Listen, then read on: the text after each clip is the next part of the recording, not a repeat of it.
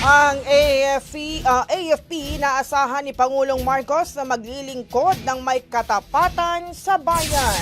Brigada Maricar Sargan, i-brigada mo! Brigada Live Report. Pinangunahan ni Pangulong Ferdinand Marcos Jr. ang panunumpa ng 36 na bagong promoted na generals at flag officers ng Armed Forces of the Philippines ngayong hapon sa Malacanang. Sa kanyang tanumpati, binati ng Pangulo ang mga opisyal at binigyang diin na ang tunay na sukatan ng paglilingkod ay hindi nasusukat sa ranggo, promosyon o parangal. Anya ito ay nakasalalay sa pagtupad sa kanilang tungkulin na itaguyod ang integridad ng bansa at tiyakin ang kaligtasan at seguridad ng mga Pilipino. Hinimok din ni Pangulong Marcos sa mga bagong opisyal na mamuno ng may karangalan, maglingkod ng may integridad at manindigan para sa konstitusyon, katotohanan at higit sa lahat para sa mga Pilipino. Kaugnay nito, umaasa ang Pangulo na maglilingkod ang AFP ng may buong katapatan sa bayan, kasabay ng pagtiyak na nasa likod nila ang sambayanang Pilipino na patuloy na nagdarasal para sa kaligtasan ng mga miyembro